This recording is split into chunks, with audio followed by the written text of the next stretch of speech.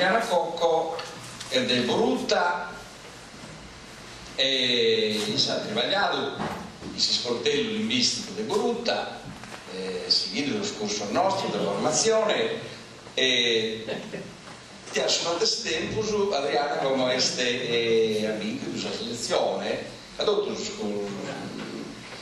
sportelli che hanno affidato a noi, che hanno fatto tutto a selezione e Adriana è un caso quasi insomma il successo che ha vinto il suo concorso fuori da sei da su, ecco, cioè che a volte sono sindaco, si comprende, sei tesoro che era in un locale, Adriana ha vinto il suo concorso sia pro i Tireddu sono passato ed è stato il sportello sovracomunale, il sportello dei Tireddu, quindi fuori dai sei del Peocano ha vinto la selezione il sportello sovracomunale di Nughedu Capovilla, questi Tireddu, Tula, insomma fuori zona e anzi il risultato è che quasi quasi si trova a mezzo fuori da e non di da sopra. Vabbè, come Adriana però non aveva l'esperienza.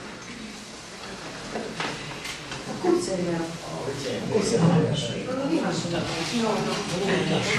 Nenne come professor Pinna ha lavorato in sportello linguistico di Borutta, di Tireddu e in sovracomunale di Nughedu, Ardara, Tula e Tireddu e Patada. Su lavoro più umano in sportello si fa che deve portare dai italiani a Susaldo usato pubblico dell'amministrazione.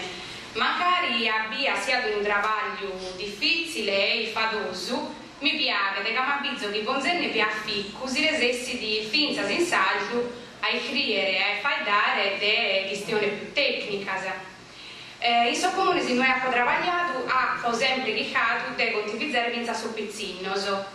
Ha fatto gattolario su cui scrivere e poi colorare, ha fatto concorso in Tireddu e in Pattada, so pizzino più minoretto so deviano mostrare un disegno, uno conto di idea uno conto in saggio, più mano so deviano scrivere isso su un conto in saggio. So travaglio più bello su un risultato pubblicato in Tireddu in un giornalino che fa di a Sportello. Sull'ultima pagina vi lasciate però so travaglio di so pizzino.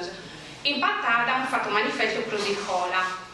Con un pizzino di Allara abbiamo maniato giochi in salto, abbiamo fatto questo che si narra a memory, l'abbiamo già retentiva e poi abbiamo fatto un pezzo di gioco dell'occa, questo pizzino sono separato dello chiamare su gioco di sapona zolte e hanno deciso tutto, sa regola, sa penalità.